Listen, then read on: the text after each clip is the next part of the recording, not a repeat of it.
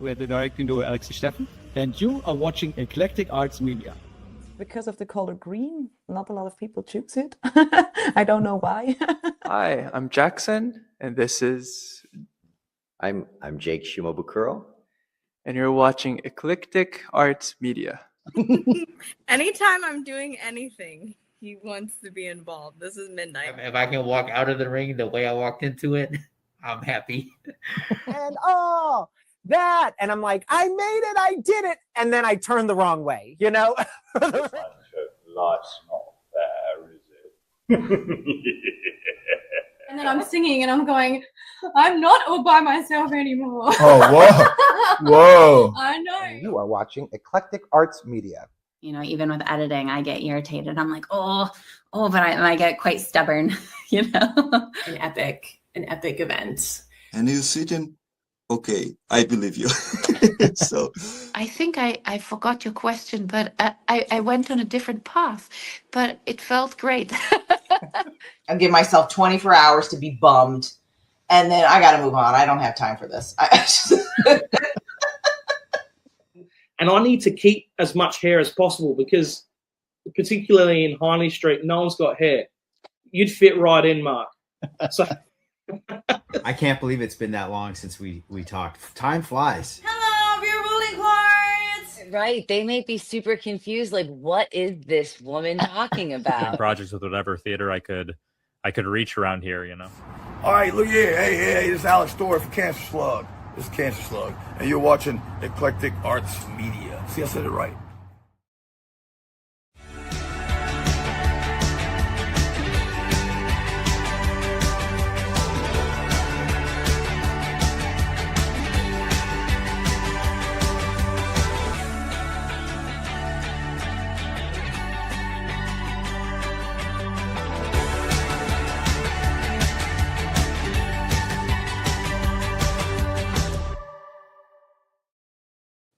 Well, good evening, good morning, good afternoon, wherever you are in the world. I am Mark Sugiyama from Eclectic Arts Media, based here in Seattle, Washington.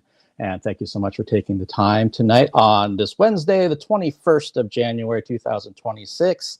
And I'd like to thank Sarah Schweid for joining me last week on, I think that was Friday. The days are kind of blending together for whatever reason this month. But I had a really enjoyable conversation with Sarah, someone that I'd seen on stage more than once here locally.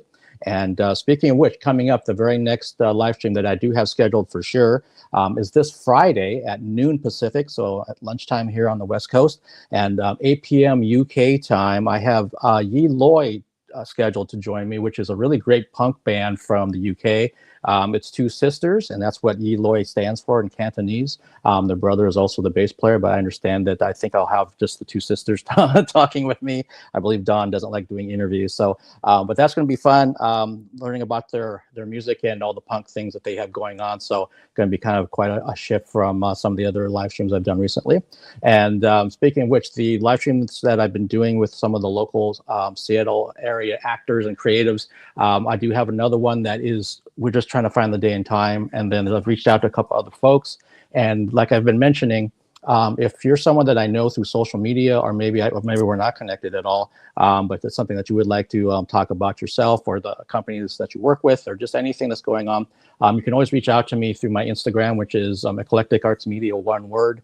You can also find me on Facebook. I do have a TikTok, but I don't really use it too much. And there is an email address in every review. If you go to the blog, that shows that there's social media and email links. If you click on that, it'll show you the email to directly get a hold of me. And I check that a few times a day. So that's another way to do this. And I hope to really sprinkle these throughout 2026. I started this year with a lot of intention behind these, that I wanted to get to know a lot of the folks I've been seeing and entertain me on stages all around here. And if you're not in the greater Seattle area, I'm hoping that you get a chance to start checking out some theater and musical theater or concerts or something creative in your area, and just kind of show you kind of the different levels of things that are there. If you're in a smaller town, you might have to work a little bit harder. You might have to travel a little bit further to get to some things, but there's some really great things going on all around. So I'm hoping that as I do these interviews, people kind of keep hearing the same themes kind of over and over again. It might get a little redundant at times, but it's really kind of just showing that I'm a perfect example of this. I mean, I was born and raised here, and most of these theaters have been here this entire time, and I didn't get involved until very, very late. But here I am now, and I'm hopefully trying to be a proponent of all the wonderful things that are going around in the greater Seattle area, so north, south, east, west, everywhere. And speaking of which, I have my next in-person theater will be this Saturday, the 50th anniversary of Taproot Theater. So that's quite an achievement for them. They've picked very interesting productions that they're going to do. You can kind of tell they kind of went through the years to kind of figure, we're going to do this one and this one. They have a world premiere is the first one that they're starting with, which is a C.S. Lewis production that I know artistic director Karen Lund is the one who transformed this thing. So I'm really curious to see what she does with this. And clearly there's nothing to compare it to because it's a world premiere. So that's just one example of what's going on for me. I'm also going to be at Jazz Alley on Tuesday for Stella Cole, who's an amazing singer. She's there on Tuesday and Wednesday, so shameless plug. If you want to see me, you can find me there on Tuesday, hopefully for good reasons. And I'll also be at the Pacific Northwest Ballet on a week from Saturday for their production of Cinderella. And so it'd be nice being back there. I haven't been back at the P&B since I think it was November, because then they go right into Nutcracker season, and I chose not to partake in Nutcracker season with them this year. I did see Nutcracker elsewhere, but yeah, so there's always things going on, and I have a new director that we got to figure out where we're going to do this. He's directed a really, really interesting film, but I don't know exactly when we're going to squeeze this in because it's going to digital, I found out in early February. But anyway, again, if you follow me as Eclectic Arts Media on Instagram, when these things are actually solid about when I'm going to do it, I always stick it there first, and then it migrates over to other social media platforms. If this is your first time joining me on my YouTube channel, if you could do me a huge favor, please hit the subscribe button. That helps me. And if you want to know when things are coming up, there's a little notification bell you can also hit. And then on the other side, on the Twitch side of things, if you follow me over there, that's where all of this virtual work started back on May 22nd, 2020. So I'm coming up on 6 years once we get to May, which is insane for me to think about, but I'm very, very grateful that this kind of fell into my lap through the wonderful band Alice out of Los Angeles. And if you really, really, really love what I'm doing and you want to help support what I do, this streaming service costs me money every month, and there's a PayPal me and a Venmo link in every live stream that I do. There's also links on the Twitch channel as well. I don't think they're on the YouTube channel, but in any event, those are there only if you're in a position to do so, but it greatly helps me keep this thing going. And it's it's a nice plus or perk when I happen to see that someone's made a donation. Okay. My guest today is a multi-talented artist. She has a background as an actor, dancer, choreographer, musician, and educator, among other artistic areas. Please welcome to the Eclectic Arts Media virtual studio, Miss KATIE WALLACE. Hi, Mark. Good to be here. Hi, KATIE. How are you? Doing great. How are you? I'm doing good. Thanks for so much. Thank you so much. I can't talk tonight. Thank you for taking the time. I really appreciate it. Absolutely. Yeah. Some days I can tell, like, okay, I'm kind of on. I kind of have things going. And this one, I'm like, okay, I better get on quick because it's like I'm talking over myself. I'm forgetting things in my head. But no, this is great. I'm so glad that you're here so that we can talk about. You have a lot of things in your background. I kind of was poking around through the internet and all that kind of thing. And we're going to kind of jump all over the place. But where I want to start, because I've been thinking about a lot of this stuff, you've done some musicals. And so, and maybe it kind of ties into your background. But so have you been, are musicals something that you've always wanted to do? Or you love musicals and plays equally? Or kind of where are things when it comes to the musical side of things? Yeah, that's a great question. I guess I would say that my interest in theater stemmed from musicals first. Growing up, I was kind of more of a singer-musician first. Kind of my first artistic endeavor was piano lessons. I started at like 7 years old, and it was one of those things I always really wanted to do. And then it kind of became the hassle of like, well, I don't want to practice. And my mom's like, you need to practice. And so I kind of moved my way from like piano into a couple different instruments in orchestra, and then kind of settled into choir. I think always with the intent of like performing on stage as a singer. Funny enough, in elementary school, you write a lot of those little like books, and it has the about the author page. And my mom saved all of those from like 5, 6, 7, 8 years old and up. And almost all of them, the little about the author page said I wanted to be a singer or an actor, but like I don't necessarily remember that aspect. So it's fun to look back and be like, oh, I guess that was always kind of there. But yeah, my first on-stage show that was not like choir or band or anything was a musical when I was in high school. And I tried out my, I think, junior year of high school. It was Legally Blonde, the musical. And I had a blast and I just kind of never looked back. And I'm glad I didn't. Okay, so I think the one thing for me, and I've kind of mentioned this during some other live streams, is that I was not into musicals. I didn't start reviewing them until 2018. And if you had, like maybe 15, 20 years ago, if you had said, Mark, you know, I'll pay for your ticket, I'll buy you dinner, I would have said no. I was just not into them. And so interesting. I've done a complete 180, that I love them so much. And I love going to a deep dive. I'm still trying to learn so much because I feel I'm only on the surface of things when it comes to musicals. But with my music background, I see that there's so much that goes on, from the acting and the choreography and the dancing and, you know, all these things, whether you're part of the ensemble, if you're a lead, if you're a support person. What's been like when you've done musicals, is that kind of what you like about them, because it pulls from all these different areas that you get to do all at once on stage? Yeah, that's a really great question. Ooh. I guess I would say something that I definitely love about it is how I had a professor say this once, and I feel like it's a pretty kind of well said thing around the musical theater community, is like, when words are too much, we sing, or when they're not enough. When words are not enough, we sing, and when like music is not enough, we dance. And so it's kind of the heightened levels of emotion and how we express it, is that, like, you know, sometimes speaking isn't enough, so we have to move to something bigger, and then now it's going from not just the sound but to this like full body expression.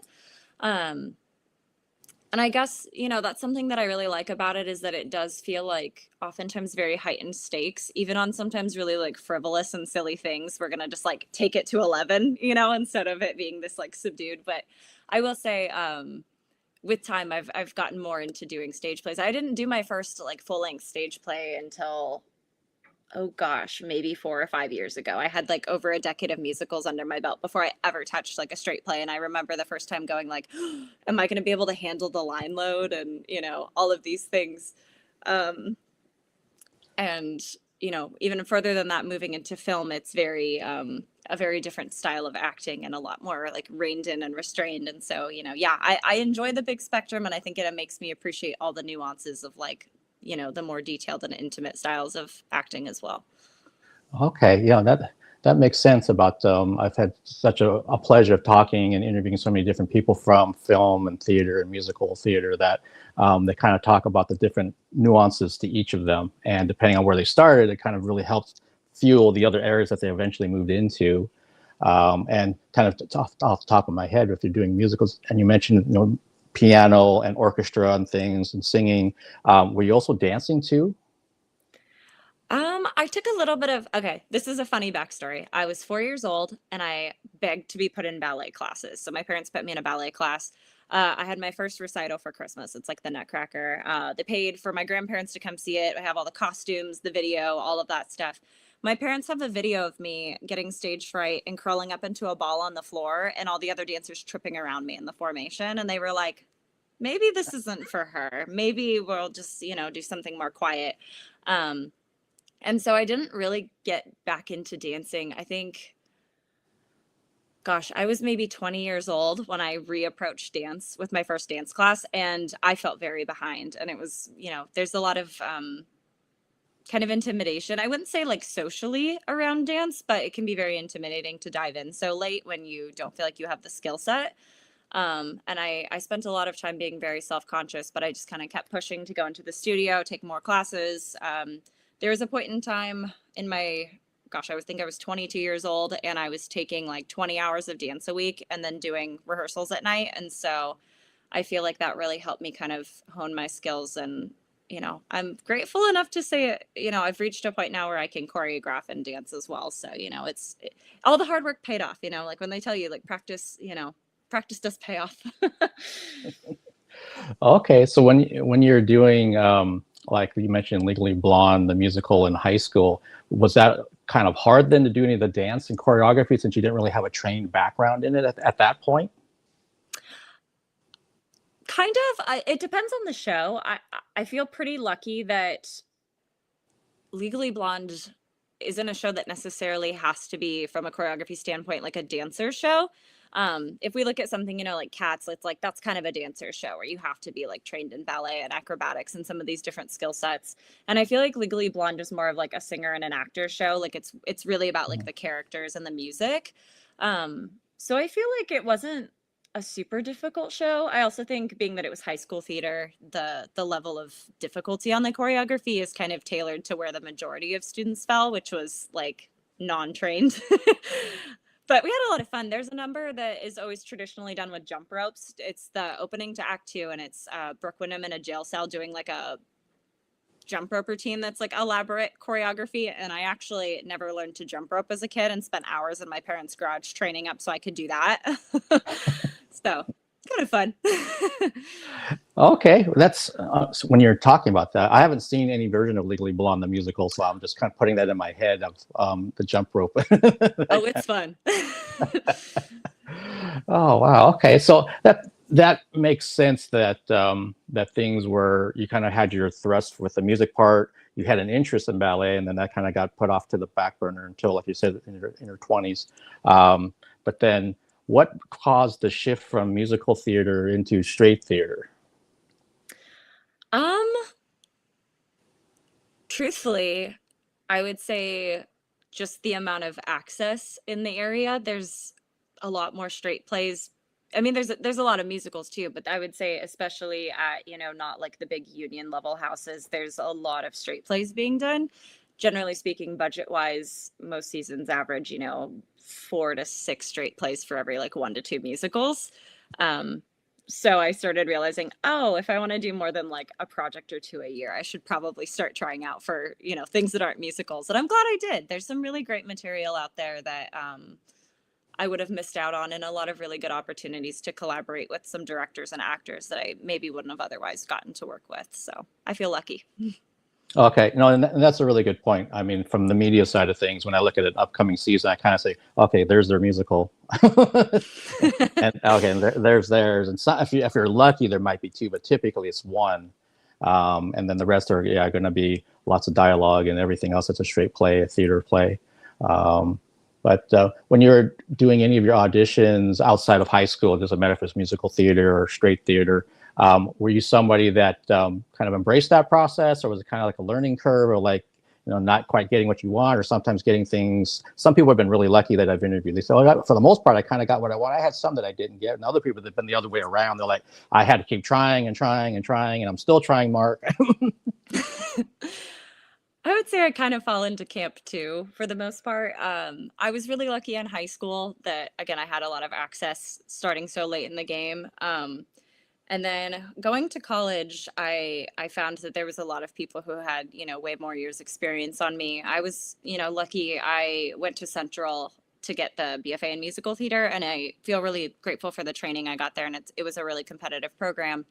And it kind of kicked me in the butt, especially from the dance perspective. At that point, I realized, like, oh, you know, there are a lot of people out there who are way better than me at a lot of different things. And I think that's something that I've learned to hang on to as an actor too, is like, there are always going to be people that are better than you. And that's actually a good thing, because that means you have something you can learn from observing them or working with them. But I would say, yeah, it's been a long road. It was a lot of, particularly in the Seattle area, starting out auditioning for things that I didn't book. And then you start to get the callbacks and make the final rounds. And it's like, oh, sorry, you were like the next choice. And then eventually you kind of start to break in places and build those relationships and, you know, that reputation, I guess, with people of like, okay, you're reliable, you do the work, we enjoy working with you. And from there, it just kind of, it gets a lot easier. I find that a lot of times now, you know, I look at a lot of the theaters I work with, and it's like, okay, these are, you know, friends or colleagues, where it's like, hey, do you want to come back and work on this thing? Or, yeah, so it gets easier, but yeah, it was bumpy to start. Okay. And it's nice when you have a place that's familiar and people that are familiar, and you're like, this is kind of like I'm almost going home if I'm going to do another project with them. I know that was like for me when I've had multiple guests come back 5-6 times. It's like they already know what I'm like. I kind of know things about them, and we can just kind of get to it. Basically, we don't have to kind of feel each other out and figure how's this conversation going to go, or what's it going to be like, especially with some of the people that maybe have had some, some bad interviewers. Then they come to me, and so they're kind of cautious about, is he going to ask me those same kind of baited questions, which I never do, or at least I don't intend to ever try to do those kind of things. I've had that kind of thing happen in person when someone asked, he actually got kicked off the tour bus, and he was right in front of me. And so I'm like, great, now I have to go on there. They already are pissed about this guy that asked some pretty bad questions, and then they're looking at me like, what do you got? And I'm just like, I'm not him. Like, reset. Yeah, please reset. I don't know what he said, but again, I'm not going to ask what he does. That's not how I do my things. And then that interview actually ended up being really good, but it made me super nervous. I bet that's some like high stakes to walk into, where you're like, gosh, that's and not in a good way, a tough act to follow. Yeah, exactly. Because I'm like, and that's why I've talked to other people about this, is like, if you don't go about your business in a professional manner, then indirectly you're affecting the rest of us. And that's exactly what happened to me. It's like, look, if you just ask, even if they're like repetitive questions, they're not going to kick you off the bus for that. But if you're being disrespectful, which this guy was, then they're absolutely going to kick you off that bus. And then now I'm left holding the bag, like, okay, I got to try to fix your mess in a space of 10 minutes, which is not easy to do. But again, that guest I've interviewed since, so we kind of laugh about it now. Thankfully. That's awesome. But I was also gonna, you mentioned that you went to Central, so you're a fellow Wildcat? Mm-hmm. Okay, so did you go to Ellensburg, or did you go to like a satellite Central branch? I was at Ellensburg. I was there for 3 years, and enjoyed some of those fun Ellensburg winters and all the winds in the fall and the spring. And I am also an alumni of Central, so I'm a fellow Wildcat. that's awesome. I had no idea. Go Wildcats. Yeah, I know those winters. I know that wind, and sometimes the pasture smell that comes with that wind, depending on where you're at. I was, as I mentioned to some of the other folks in these live streams, I was born in Seattle, but I was raised in Kirkland, so I'm used to suburb life. And then going over to Central, that's the first time I'd ever been to something like that for that extended part of time. I was there for about 2 years. I went straight through 2 summers, the whole bit. And that small town college, especially in the summers when most of the college folks leave and all the other locals come out, that was eye-opening. I can't even imagine. I tended to flee out of there. I remember I love my program. I love the school, but I remember my first impression growing up, like in the greater Seattle area, very used to this PNW I-5 corridor. And I go over there and my parents were like, oh, you're going to love it. And the first thing we get off the freeway and I'm like looking at all this dust and it's this long windy road in. And I'm like, is that a tumbleweed on the side of the road? I've never seen one of these before. I genuinely was like, I thought that only happened in the Southwest. That sounds like the same impression I had, but I transferred over during the beginning of winter quarter, so it was January. And I had a friend from actually beyond high school, goes all the way back to elementary school, but he was there off campus, but he was in this place that I'm like, I don't want to stay there. I don't even know. It wasn't even like it was some sort of semblance of a shack that he was living in. And I'm like, I'll do the dorm thing for probably two quarters, and I'm going to try to move off campus at that time. This is many, many years ago, so I'm sure it was a little bit different when you were there. But I just remember that once it got snowy or icy, it just stayed there. Over here, eventually it goes away, but over there.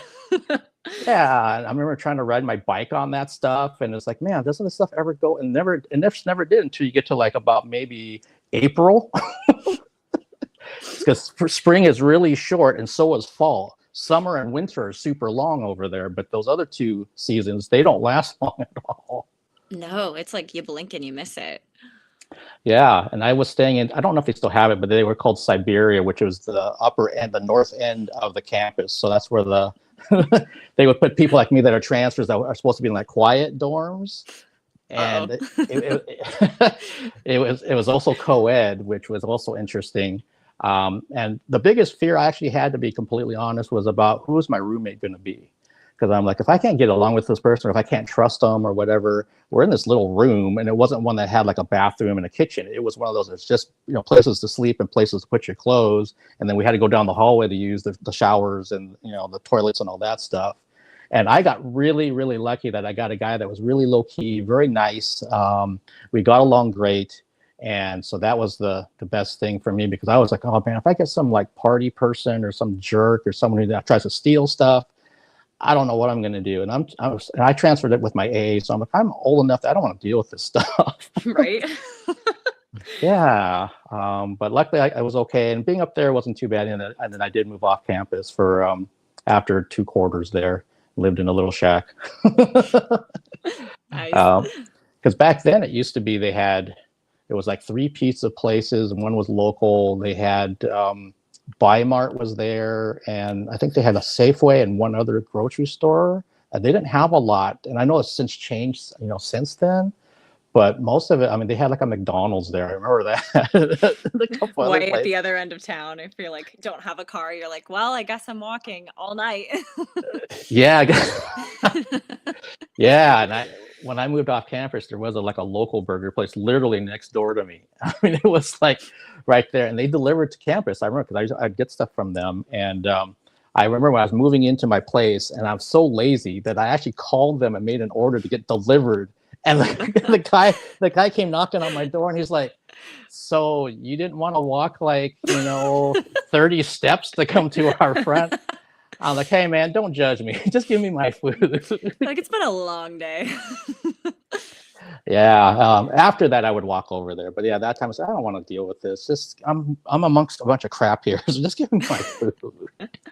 Funny enough, I think the burger place you're mentioning, if it's the same one I'm thinking of that's been there forever, my junior year of college, I was in another production of Legally Blonde over at Central, and I had an accident on set. The previous show in the fall quarter, I had broken my wrist falling out of a lift during a dance number. And so I was still in a cast, and then I was doing choreography for Legally Blonde, and I was hit by a set piece, and it like hit me in the head and in the shoulder and dislocated the shoulder. So by the end of a night in an ER visit, I have one arm in a sling and one arm in a cast. And I remember my roommate had to pick me up at the ER and take me to that burger place and was like, what do you want to get to eat? And I was like, well, I can't like hold anything. So like, what am I supposed to get? And the guy at the counter was like, I guess you could get like a corn dog. Like you could hold it further down. And so I remember just like sitting in her car and like eating this corn dog. And I'm like, I don't know how to hold this. So yeah, very fond memories of that place. Wow, yeah, you bring up an interesting memory that some people don't realize. You know, things happen with live theater. You know, physical injury can happen during these things. Obviously, they don't want that to happen, but you know, accidents happen, and it's like, dang, what happened to you? Oh, I was on stage, and this is what? Oh yeah. It's one of those things that I would say for anybody who's like, oh, I might be scared of theater. Like genuinely, it's for the most part pretty safe. Most people are very cautious because, you know, there's been accidents and we've all seen or been a part of them, and we learn and say, I don't want to do that ever again. But I think everybody at some point or another has like their claim to fame story of like some sort of injury on stage, whether, you know, it's taking a fall too hard and getting a concussion, or, you know, a set piece breaking that wasn't supposed to, or, you know, just things go awry. And that's kind of part of the magic. And I guess if you like are an adrenaline junkie, you know, whether you be in the audience or on stage, there's kind of always that little thrill of like, who's going to forget a line or come on without something, or, you know, just whatever's going to happen. Yeah, no, I totally agree. It's one of the reasons why I do these live streams live instead of doing pre-records, is because I like the element of it being live. It's like, this is what happens. These are your thoughts. I don't go back and edit this out, so I don't take you out of context. It's like, hey, this is what you said.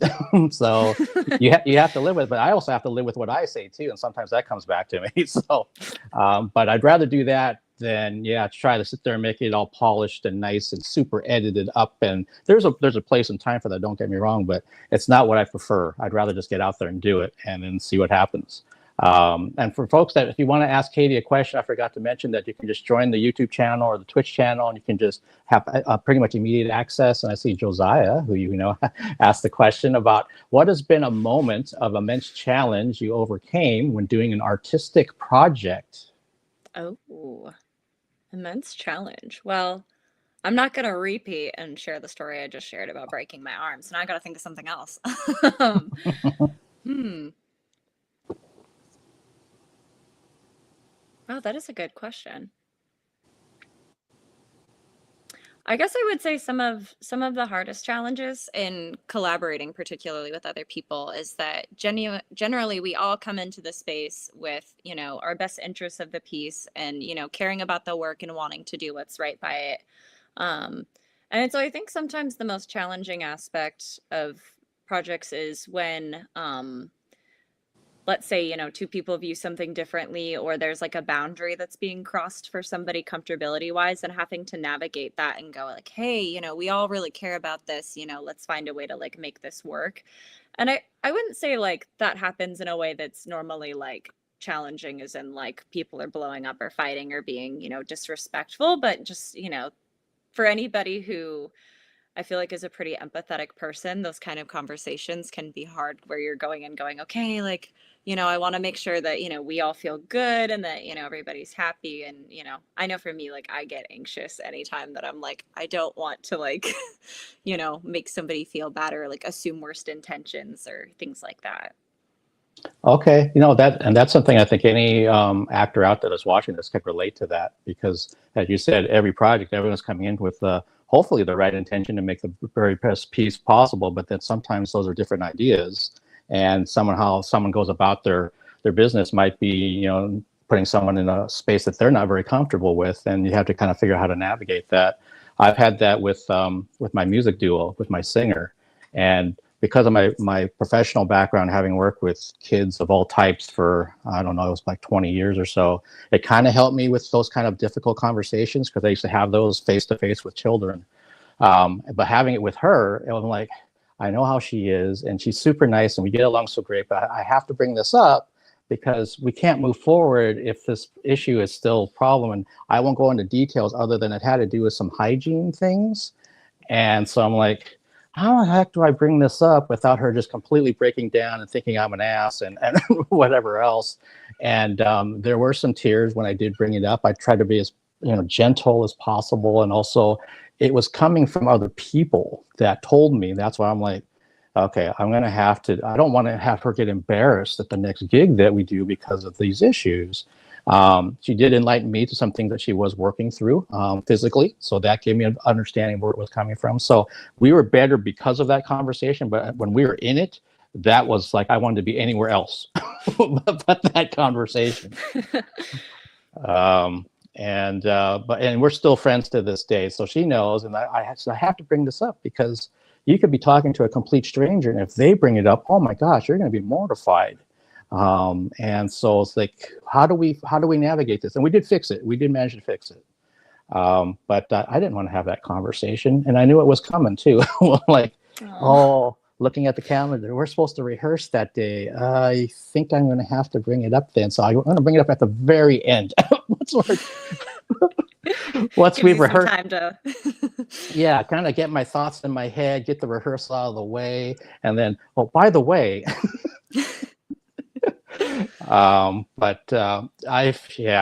So I think I mentioned this during Josiah's, that I used to be a teacher at one point. So CPS I've had to deal with. I've had to deal with some just really ugly things that I won't get into over the years. I've lost students to being shot to death, things that they don't teach you in college. And so I worked with gang-involved youth. I've worked with foster care children. I've seen so many ugly things. It's like that whole thing about secondary trauma that people experience. I got, unfortunately, a ton of that from some of those situations I was around, because I'm a very empathetic person. And when you're in the middle of trying to help somebody, especially somebody who's 12 or 13 or something, like the kids that I was working with, you're like, you know where the problems are, but then that's not them. It's these things around them and things that they grew up in. And I can't do anything about that. But in the meantime, what do I do with this? Because this is staring me in the face. And that was... yeah, some of the thickest skin I ever got was from those years. I don't do that now, but I definitely did it for, again, many, many years. And one student, though, on the flip side of that, is somebody that I still know to this day. And he's married and he has kids, and I think he's in his early 40s now, which is crazy to me. I went to his high school graduation down in Oregon because he personally invited me to come down.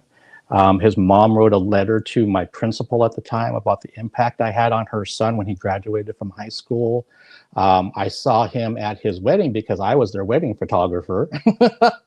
Oh my gosh. Yeah, there's all these things, and his mom didn't know that I was coming to the wedding. They had this rehearsal dinner thing, and I was just sitting there, and then she comes and she's saying hi to all the family, all that, and then she looks at me and she's like, "Mark?" I'm like, "Hi, I'm the wedding I'm the wedding photographer." And we kind of joked that I'll see you at their firstborn. I'll be there.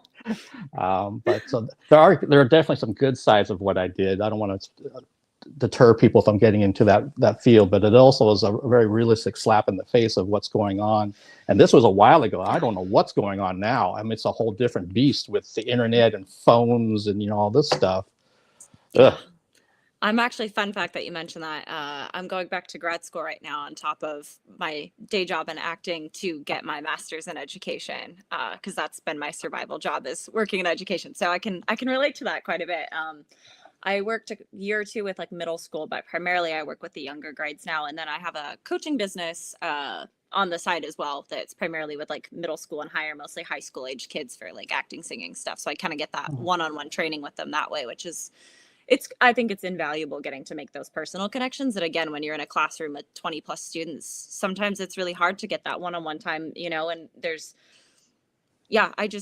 I could go on and on, which is not what we're here to talk about today, but yeah, I could have a whole separate talk with you just about education and what it's like working with kids. But, thank you for doing that for so long, because again, it's so important that we have good educators who are empathetic and who care about kids and who are there to, not just to teach, but to support and to care about and encourage. And, most of this, I think education, is more predominantly what sets you up for success beyond any of the academic pursuits, is just, setting you up to be in community with people and to advocate for yourself and to have those social skills that, are just so essential.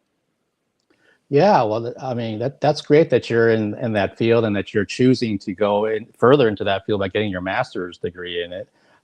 Back when I was at that kind of crossroads, I'm like, do I really want to pursue a master's? Because that means I'm kind of saying I'm all in on this. And that's when I decided, I don't think I'm all in on this. So I got to figure out how long am I going to last beyond it. So I was in public school district for 7 years, and then I switched over to a nonprofit, and that's how I was able to stay there longer, because it was actually contracted with the Seattle schools. So I was an instructor, and our money was coming from them, but we were kind of over on the side over here. But that was, yeah, I don't know if they still have something like that. We're one of two programs that Seattle had, which was for students that had been either long-term suspended or expelled from the Seattle school district for middle school age. So they either came to my program or they went up north. And so you can imagine a classroom that has 6th, 7th, and 8th graders that have all been either long-term suspended or expelled, all in the same room. That's what I had. Wow. Talk about, that's a lot to unpack every day. Yeah, and again, I grew up in Kirkland. I grew up in. So you're like, what? Yeah, I mean, my mom and dad are from the ID area, or that part of Seattle. But for me, it was like I saw the news back then, and I saw the papers. I'm like, do I really want to work down there? So, well, I might as well try it. And if it's just too much for me, then I'll just get out and go somewhere else.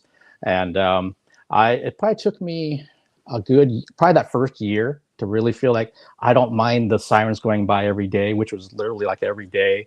And the kind of kids I was getting, at the end of the day, they're still kids. That's what I learned.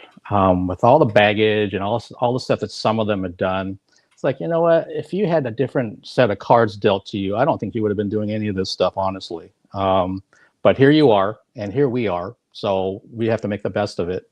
And like you said, and it seems like you're probably doing something similar to what I did, you have to kind of reach beyond yourself. I learned so much about myself by sharing things that normally I probably wouldn't share. But to get, especially those guys, they've been basically pooped on by every adult in their life. So here's another one. What's this bald guy want from me now?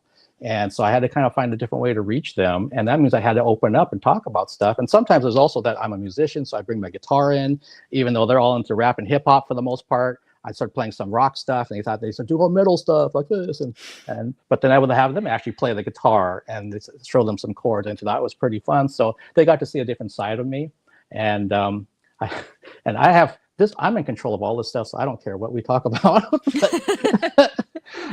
I will keep this a little bit short, but one thing that we've always did in that time, which was about 10 years at that nonprofit, we did PE, because sometimes that was the best thing for those kids. They could excel in that area. They couldn't excel in language arts or math or science or social studies because most of the time they weren't in school, so they started falling further and further behind.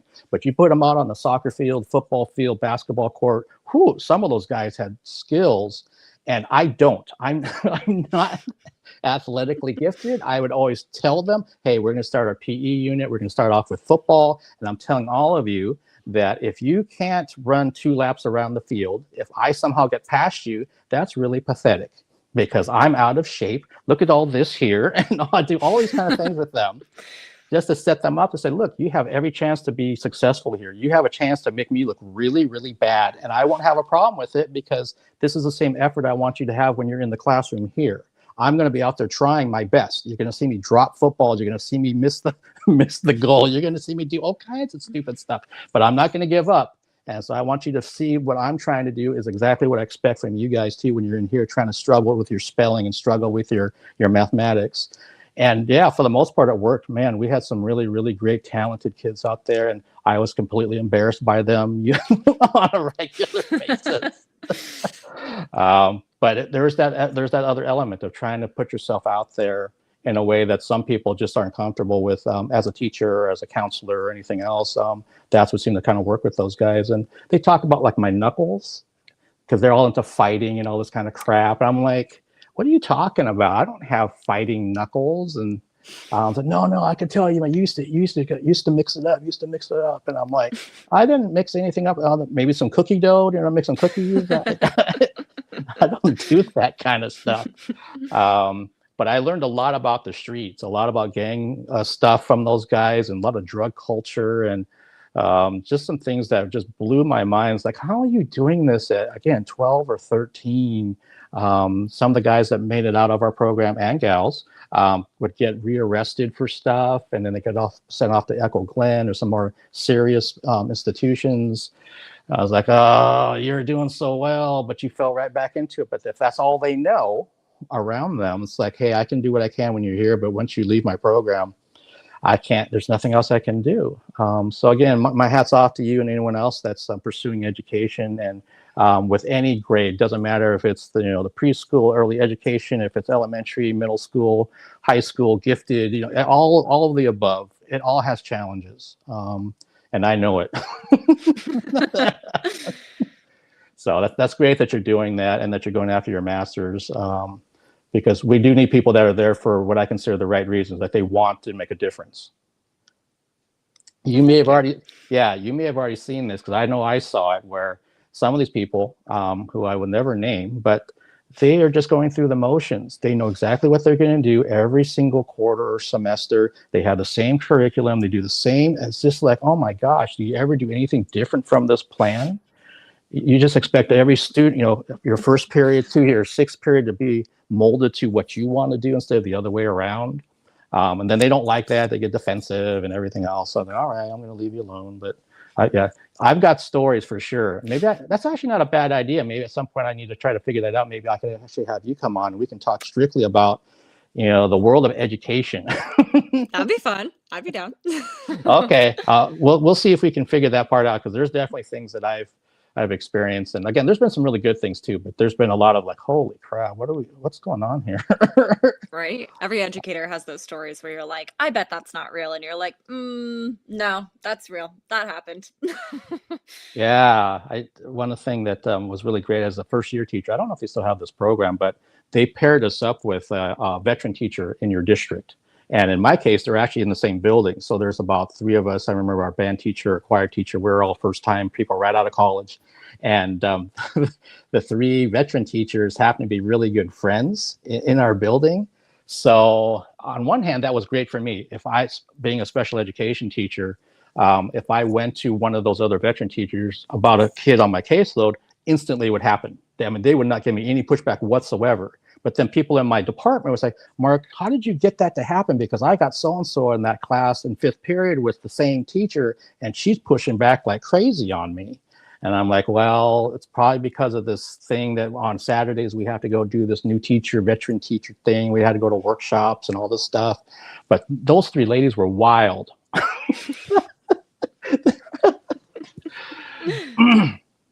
The shortest story I can tell is on a Saturday, we went up to Mount Vernon at the ESD for a workshop. Band teacher, choir teacher, those 3 are there. And Barb, who is the band teacher's master teacher, she's since retired a long time ago, so she doesn't mind if I say this. She's tapping me on the shoulder before this workshop starts. So I'm like, yeah, what's going on? And she's like, you want some? And I'm like, some what? And she opens up her purse and shows it to me. She's got a bottle of schnapps in there. At like 9 in the morning. And I'm like, you want me to take a snort off of that right now? Well, I already did, Mark. Do you want some? I'm like, I'm good. You can do whatever you need to do. And again, that's just the tip of the iceberg with those people. So it's, you do whatever you need to do to kind of get through it, I guess. But anyway, yeah, maybe I'll kind of percolate on that idea, and you'll definitely be the first person I would hit up then if we're going to kind of spend some time talking about that world.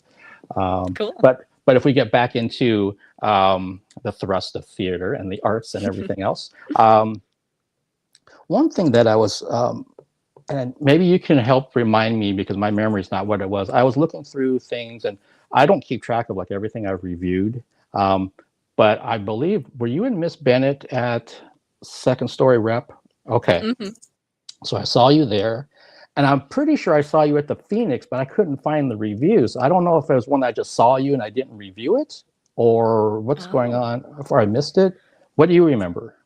Let me think back. I'm pretty sure I've only done one show at the Phoenix, and it was The Lady Demand Satisfaction, which would have been, gosh, what is that? February of 2023, maybe? It's been a minute. I've actually kind of the last year or so pulled back in the game and done more like film and commercial stuff rather than theater. So it's a little murky for me as well. Okay. If it was 23, then I could have been there reviewing. I know in the last couple of years, I tend to go just as a patron. I pay the money and I just watch the shows. I do enjoy what they do. But I'm like, I think I've seen Katie somewhere besides Second Story. And again, this is where my memory just fails me miserably. Hey, no worries. I'm in the same boat. Okay. Maybe there's a tie to education or something that. Right. But you just mentioned that you've been kind of spending more time with film. And one thing that again, correct me if I'm wrong, but I'm pretty sure you and Josiah were in the short film with the hazmat suits. Yes. Yeah. Okay. Because I really like that short film. And so. Oh, thank you. Is that something that you've been doing prior to your master's program in terms of getting to short films and feature films and any kind of commercials, voiceovers, that kind of thing? Yeah, I would say so. A little backstory. I graduated college December of 2019 and then entered immediately into the theater workforce for all of like 2.5 months before the lockdowns. And then I was like, all right, cool. I'm going to just like make music at my house, did the whole thing. My senior year of college, I worked with like a guest lecturer out of New York who directed me in a musical, and I bonded very closely with her. Like she was like still a close friend and mentor of mine. And in like 2021, 22, she was like, Katie, come out to New York. Like I can connect you with people to live with. Like you should come out and try the acting scene. So I lived out there for about a year and I did the thing. I did some cabaret work, did some like theater work, auditioned a million different times in these huge cattle calls that you don't book. And you're like, this was 12 hours. Awesome. And then I ended up moving back to Seattle in 2022. So I did, probably like 2 really like heavy years of theater. When I came back, I just like hit it hard and did like 5-6 plays and musicals a year. I was like, all right, we're just overlapping and we're booking and we're busy. And then I kind of went like, I need to breathe for a second. So, funny enough, Josiah had been working with some people previous to me that he had done some short films and music videos with, and he was like, hey, they're always looking for like new people to collaborate with, you should like and he like had kind of sent them some of my stuff, and I think they'd come to see a few of our plays actually, and we're like, hey, like we want to cast you and stuff. So that's kind of how I started. And at first I was like, I don't know if I really like if film is for me. I've always been like a tried and true theater girly. And I did a music video. It was like one of my first projects pre-college. And I was like, oh, or post-college. And I was like, oh, I really like this. It's very different, but it's kind of equally as fun in different ways. And so then for about a year and a half straight, I pretty solidly worked with kind of this crew of people that ironically also all went to Central, but were in the film department. And so I just didn't really we just kind of crossed paths, but never really connected. And so, yeah, I worked on some short films, some feature stuff, lots of music videos. And then the one that you're talking about, SCP Nexus, weirdly enough, was somebody we both went to high school with that we weren't really super close with in high school. And we kind of reconnected 10 years later, and we're like, oh, cool, you wrote and directed this piece you want us to do. Yeah, and then it just kind of went off and became viral, which was fun. Didn't expect that, but it was very cool. And then, yeah, I would say commercial work's kind of been the last piece of the puzzle. I've fallen into that probably in the last 6 months or so. I connected with a few companies in the area who do ads for, products, social media promotion, like online, like phone app games and stuff. But it's a different kind of work in the way that it's not deeply diving on your technique, and it's not a lot of line memorization. But what I like about it is I call it silly little guy work. You get to just show up and have fun and be goofy and playful. And so it's kind of tapping into what I call the inner child part of acting, where it's just being present and not being inhibited. Okay, that sounds fun. I know there's one gal that was doing a lot of commercial work. This was back when I knew her because she had modeled for me when I was a model photographer. And those ads that play before a movie in theater, and there's tons of ads, and sometimes there's local ones that buy some space. She used to be in this Subaru ad every single time I went to the theater. Oh yeah, there's Cindy again, and she's doing the same commercial. And then, oh, here's a new one that she's doing for Subaru. Funny. Without fail, didn't matter what chain I was going to, I would see her. And then she also did one for Tulalip Casino. And so she was one of those people having great fun, playing games and stuff. And I'm like, oh, there she is. She educated me a lot about that process, because she was also doing feature films and independent things, and just like anyone else, grinding away at it. And she's like, yeah, Mark, I did this film, and it sounds like it's going to be coming out maybe in about a year and a half. And I'm like, a year and a half? And why does it take so long? And she started explaining all these things to me. And she said, and that's kind of hoping, keeping my fingers crossed, Mark, it actually may not even show up at all. And since I've been doing these interviews and all the media stuff, I've learned a lot about that whole world. Sometimes it's really immediate, it hits and it's ready to go. And sometimes they lose funding and something else, distribution doesn't show up. And they're like, well, it's on the shelf and we hope somebody wants to buy it. And one gal that she's been doing stuff for 25 years, she said, well, I really hope that film gets picked up. But she said, I don't think it will. That sucks. That she, I had such a great time and we did all this work on it. But it said it was going through all the film festival circuit and everything, and just nobody was biting on it. And he didn't want to stick it on YouTube or anything else like that. So he kept trying to hang in there. And this was maybe, I think, a year and a half ago when Camille was talking about this. So I have a feeling it's still just sitting on a shelf somewhere. Dang. And everything in between happens. So, but that's cool with the commercial stuff, because that's pretty much what Cindy was talking about too. That's the part of it that she liked, that she knew if she was booking one of those gigs, it was going to be pretty much fun, and it wasn't going to be all the different layers of her acting ability. It was going to be this top fun stuff versus having to draw into these things for these really drawn out dramatic scenes in some feature where it's butt cold and all these other kind of things going on, and you're losing light and someone's yelling at you because they're getting frustrated with things or whatever. Oh yeah. So that's cool that you've had all of them. Have you had with voice? Have you done anything voiceover wise, with any kind of animation? No, that's kind of the one I would say I've done, ADR for projects, and I've done a bit of voiceover. There's a feature film that our friends released. It's, I think, going into distribution right now, actually. Or they're working on it, but that Josiah is a featured kind of antagonist in, and I'm like I guess the main antagonist, if you will, but I'm entirely voiced over as like an unseen kind of supernatural character. So like that's kind of been the extent of my voiceover. But now I mean, growing up as like a kid who, you know, was a kid in the 90s and watched a lot of Disney movies, like I've always thought it would be super cool to like get to voice an animated character, but hasn't come down the pike for me yet.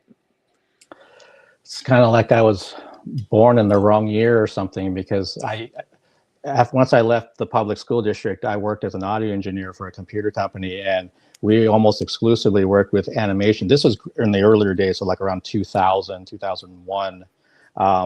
And so I got to see what animators do and all these other people that work along with it. And then once the project came over to me, it was like, okay, Mark, we have the voiceover parts, we have the music loops, we have the sound effects, and you have to make it so much of a small file to make it fit. But then sometimes the voiceover stuff that we were working with, it just wasn't going to cut it. So then we started pulling from actually people inside the studio that were really good at doing like a baby's voice or doing, you know, dad, grandpa's voice or whatever.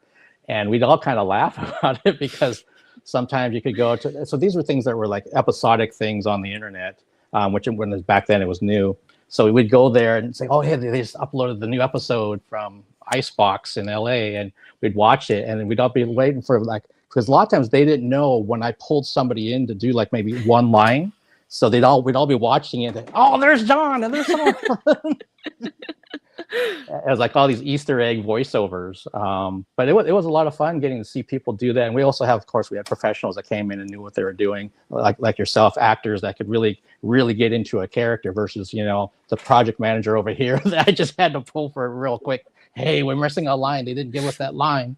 But that kind of thing is, yeah, it's really fun to see the actors do it, and then the animators do, which I'm sure you've already seen. They'll sit there and change the animation based on the actor's face and their expressions as they're delivering the lines, because they're thinking in their head, oh, the script says this, so they animate something real quick, and then the voiceover artist comes in and like, oh, wow, look at her face. Look what she just did. We need to change this stuff to make it fit her face. It's so much better.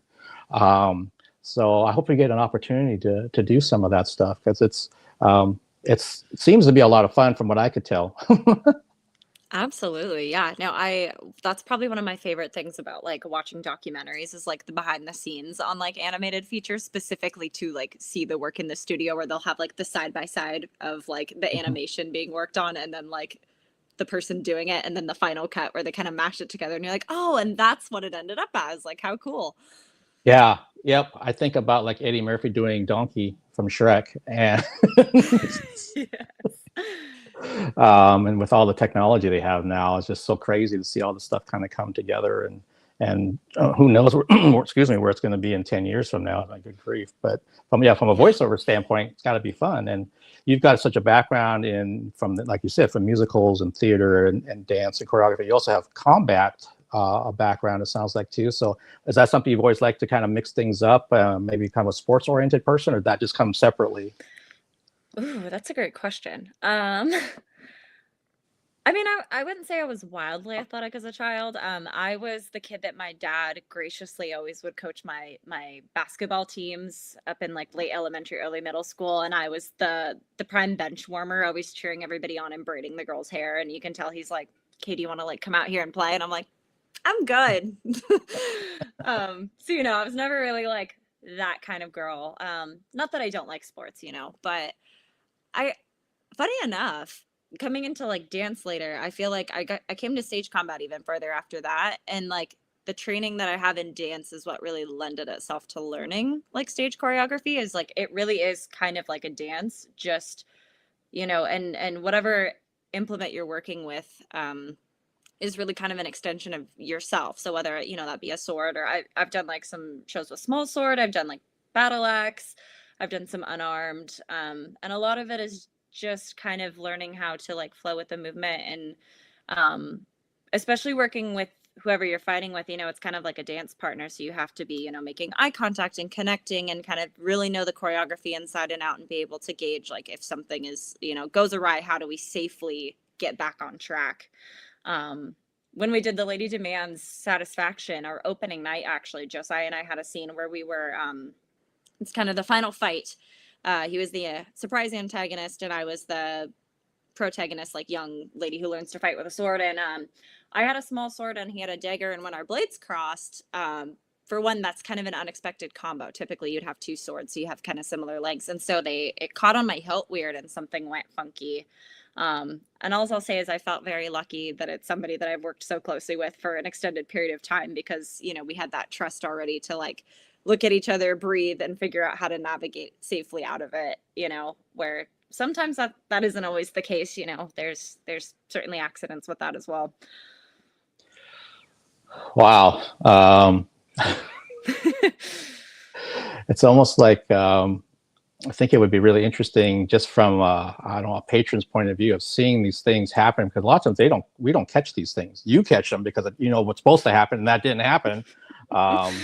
So then, like you said, because you know Josiah well, that you can work your way around it to figure, okay, let's get back to the space of where we're supposed to be. But if it's someone you don't know very well, you might have been like, oh, this just got worse. And then, oh, well, let's do this. No, let's do this. And no.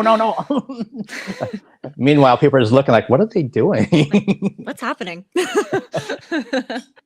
Yeah, the beauty of live theater. Oh yeah, it's always fun. You just never quite know what's going to go down. I mean, I think sometimes, especially being in the industry, I feel so lucky that I get to go to a lot of the final dress rehearsals too for my peers' work, and so there's even a higher chance that you may have to call hold or something's going to go a little bit off, and that's kind of fun to get to go see and be, you know, one of the maybe maximum 20 screaming voices in the audience who's like, you're doing great. And you kind of touched on this when you said that you've been working one-on-one with like middle and high school kids with arts and things that you're teaching. And correct me if I'm wrong, but do you and Josiah kind of have your own like production company that you kind of have taken your own ideas that you want to do something? Because it makes sense to me with both of your backgrounds. Yeah, how did this start? Again, we've done a lot of theater together, a lot of film stuff. We've been we kick around ideas too for like plays and screenplays, and I'll draft things up together. Just, you know, we go on long walks and we spitball ideas, and then we go, hey, maybe there's something there, and then we'll kind of start writing. So, and then we both coach. He actually works with the high school that we both graduated with. He does like their dialect coaching and stuff for their shows, which is pretty cool. And a lot of my students also go there. And at some point we just kind of realized like, hey, maybe we should kind of put this all under like one umbrella. And so over the summer we were just kind of, I think this actually came up in Josiah's interview. We were just kind of like spitballing ideas and playing around with things, and we're like, hey, let's take like as an acting exercise like really funny weird old YouTube memes and like make dramatic scenes out of them for comedy, and like let's see if we can do it, you know. It's a fun challenge. And so we started doing stuff like that and like putting it under our production company like YouTube, and we're like, oh, okay, this is kind of fun. And so it's just kind of slowly growing. It's something that, you know, we aren't necessarily like in this whole giant, you know, production company thing yet, but it's something that's kind of slowly growing feet and crawling its way into, you know, being a fully formulated thing. Okay, yeah, and you're right, because he was talking about people making comments on those like it was this super, like we spent our entire lives trying to come up with this, and this is why it's here. It's like, no, we're just having fun, and we decided to put out there, and thought other people might get a laugh at it, and not sit there and pick it apart, you know, to death like it's, you know, your Oscar-winning performance or something.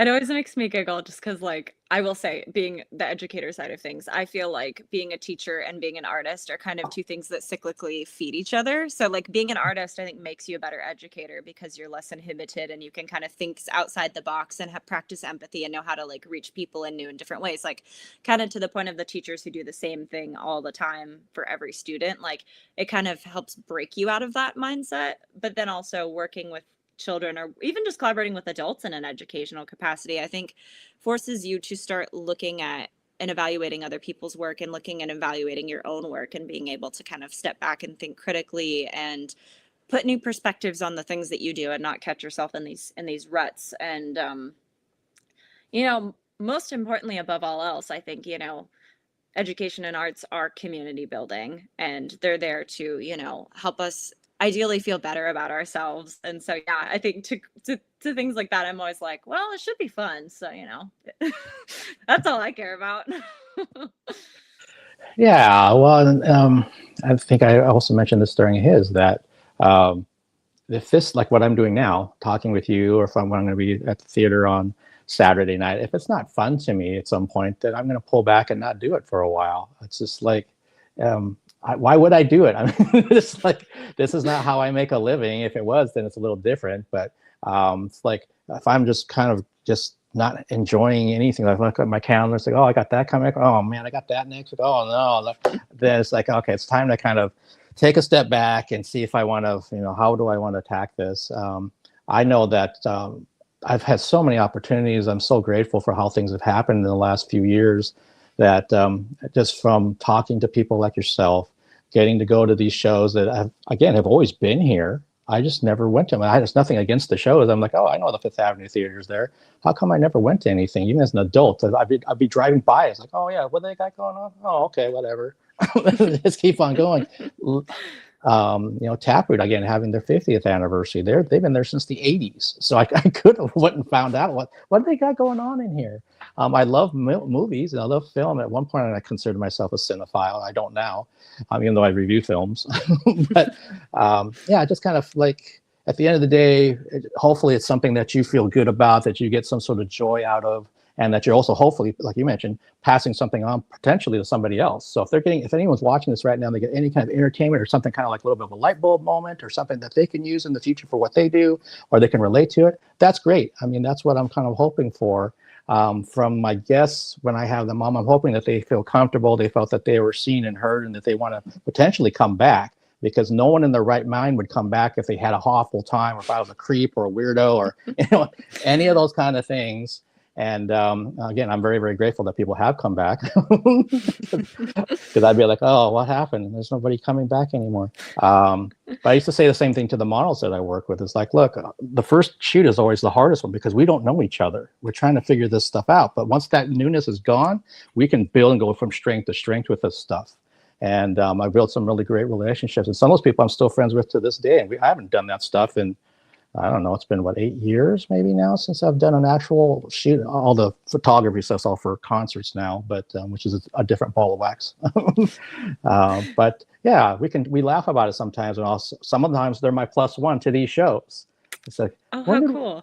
Yeah, it's like, when did we first meet each other? Oh, I was at Wazoo, Mark. Remember I modeled for you, and then we did that one shoot where I was doing this. Oh, that's right. We started laughing about some of the stuff that we did, and now here we are. She's like in her late 30s, and I'm not in my late 30s. We're just trying to, we're still artistic and still liking these things. And it's just weird how the world works that way. It just kind of comes back to full circle stuff. And Katie, as we get close to winding this down, 2 questions. Because you have such a busy schedule, are you kind of taking a break? Then are there projects coming up, or just kind of like you're on break time right now when it comes to new artistic things? Ooh. I would say primarily like on the weekly basis, most of my artistic endeavors are probably devoted towards my coaching right now with my students. That being said, I do have a feature film that is either fully wrapped, or there may be one additional scene being shot in the next couple months and then wrapped, which I'm pretty excited about.